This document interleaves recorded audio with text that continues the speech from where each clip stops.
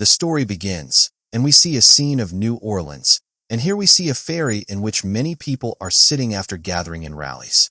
All these people are with their families, including women and children. Suddenly, the ferry moves forward, and as soon as it goes a little distance, the entire ferry explodes and sinks into the water. Everyone on board dies. A total of 543 people die here, along with 36 crew members of the ferry. Chaos spreads everywhere because all the relatives of the victims arrive at the scene, and everywhere there is mourning. Slowly, the police also arrive and start searching in the water to save any survivors, but they do not find anyone alive. Then we see Doug here, who is investigating the scene. He sees many dead bodies and starts observing everything carefully. He moves toward the middle of the sea, and when he reaches the shore, he notices a barrel stuck in plastic. After seeing this, he begins to suspect that maybe there was a bomb in the ferry, because such material is used only for bombs. Then he reaches his office, but at that moment an agent arrives whose name is Priswara, and here he greets a man named Larry. He says that Larry is his partner but is currently on leave, so he is working in his place. After this, he starts examining the lower part of the ferry and finds some evidence. After seeing this, Doug starts explaining everything, saying that such material is rarely used, and both of them confirm that this was definitely a bomb blast, and someone intentionally destroyed the ferry. Doug is deeply affected by this. Then he goes to the ATF office and shows all the evidence. It is confirmed that the ferry blast was caused by a bomb. Then Doug finds out that a girl had called here asking about some details. After hearing all this, Doug again goes to the ferry site and starts examining the dead bodies. At that moment, he gets a call from his partner who tells him that they found the body of a girl named Claire near the shore. Half of her body is burned, and it seems like she was on the ferry. Doug asks when she died, and his partner says 10:42. Doug says 11:45, but his partner repeats 10:42. After hearing this, Doug gets shocked because the girl died before the ferry blast. Then how was her body burned, and why was it found near the shore? Doug reaches the morgue where Claire's post-mortem is happening and starts examining her body. He notices marks on her face and realizes that someone taped her mouth so she couldn't scream. Then his partner tells him that this girl had been reported missing in the morning, and the report was filed by her father. Now Doug starts understanding that someone deliberately killed her and threw her body so that people would think she died in the ferry blast. The person who did this already knew that the ferry was going to explode. Doug then goes to Claire's father and asks about everything. Claire's father gives him the house key. Doug goes to her house and finds blood stains everywhere, and also sees a shirt with blood on it. Then his eyes fall on the fridge where something is written. At that moment, Doug receives a call and finds out that Claire had called her office and was asking about Doug. Doug gets confused about what is happening. Then he finds out that Claire's car is missing. He reaches the officers and explains everything, that the girl died 2 hours before the blast, and the killer threw her body to make it look like she died in the explosion. This means the killer already knew about the blast. If they solve this case, they can catch the bomber as well. The officers ask why the killer murdered the girl. Doug says that he needed her car and probably used it to carry the bomb onto the ferry. After this, he sees his partner's car outside, and when he asks about Larry, they tell him that Larry is dead. Hearing this, Doug becomes very disturbed and starts leaving. Then Priswara talks to his senior and says that Doug is a brilliant agent who has done excellent work so far, so he should be included in this case. The senior agrees and talks to Doug, saying that they need someone local who can quickly understand situations, and Doug is perfect for this job. They want him to work with them so he can find the killer. Doug agrees to work with them, and they take him to a secret place. There, they have an advanced device through which they can watch footage from anywhere. They can rotate the view 360 degrees and even hear audio. Doug gets shocked seeing this device and asks how it works. They explain that the device is very advanced but has a limitation. It can only show footage from 4 days and 6 hours in the past. They cannot see anything before or after that time. The video moves forward just like real-time dot, and we also cannot go back in this video, so we can only watch anything once. That's why they brought him here, so he can understand everything in a single viewing and tell them what is happening. After saying this, they ask him which scene he wants to watch. He says, "Show Claire's house scene."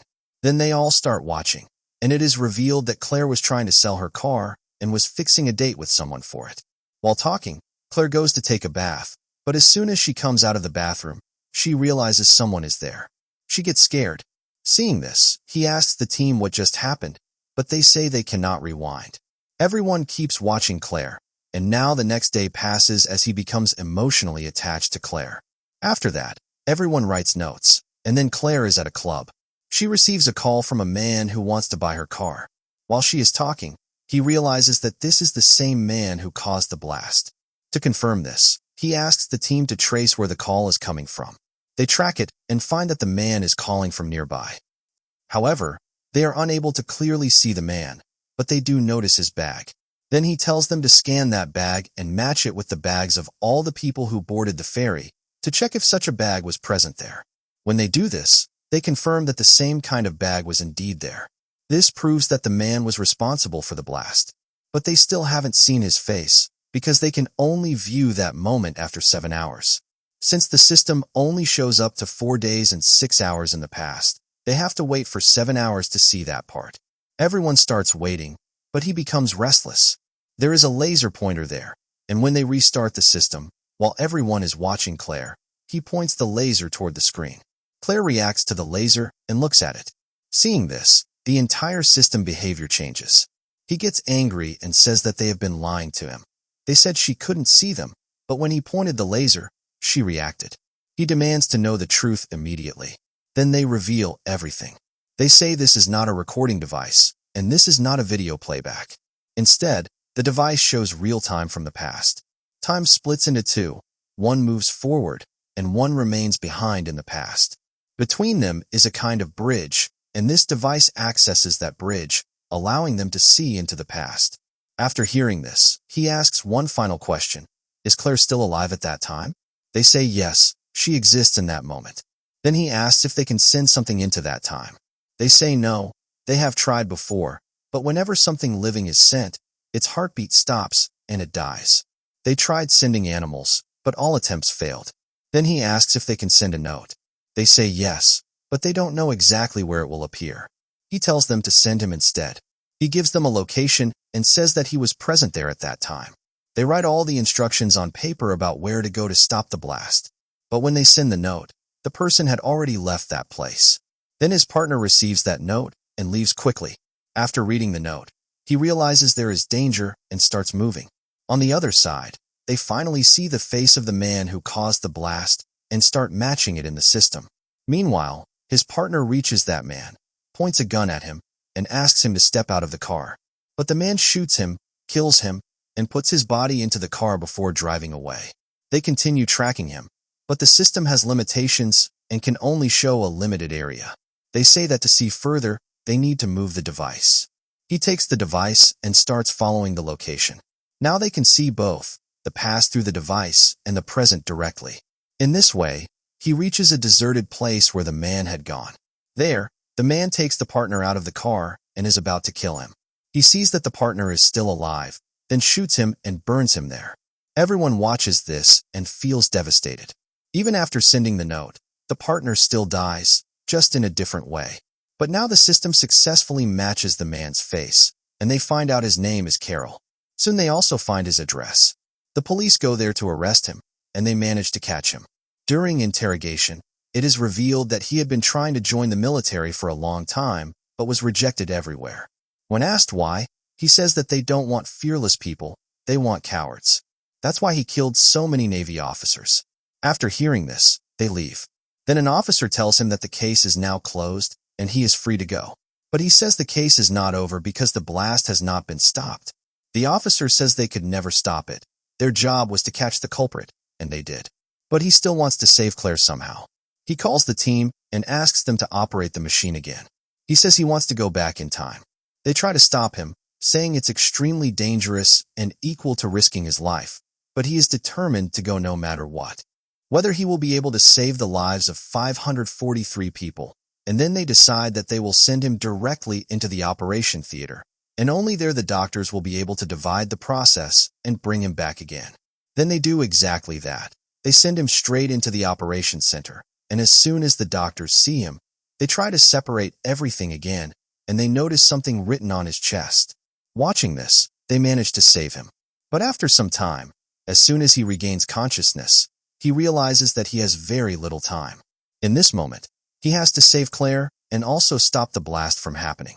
He is told that Claire is going to die soon because Carol will kill her, but he already knows the location. So he takes an ambulance and starts heading toward that place. At that moment, Carol is about to kill Claire, but he notices the ambulance and starts firing at it. However, he arrives there in time.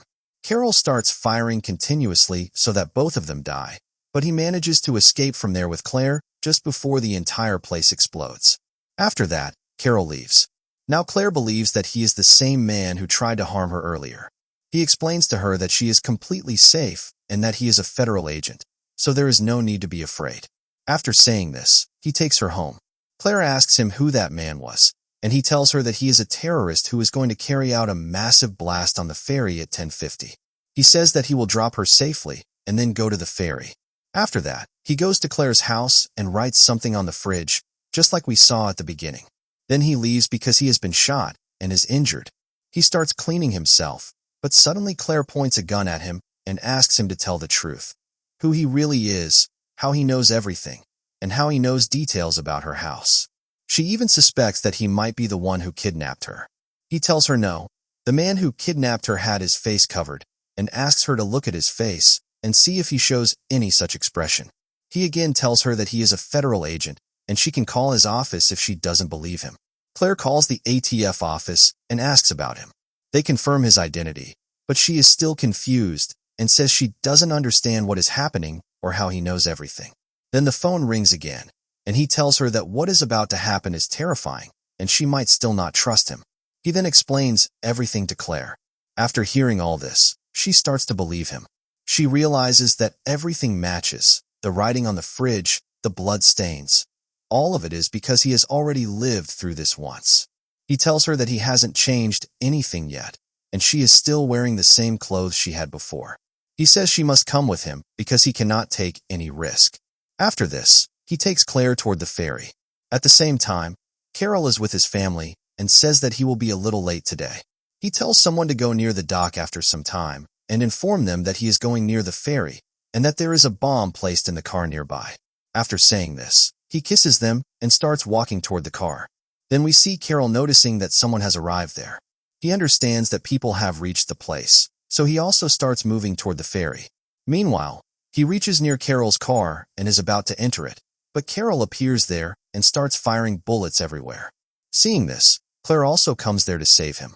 Carol captures her, tapes her mouth, and puts her inside the car where the bomb is placed. Then he is asked to come out. He steps out, but signals Claire to drive the car forward.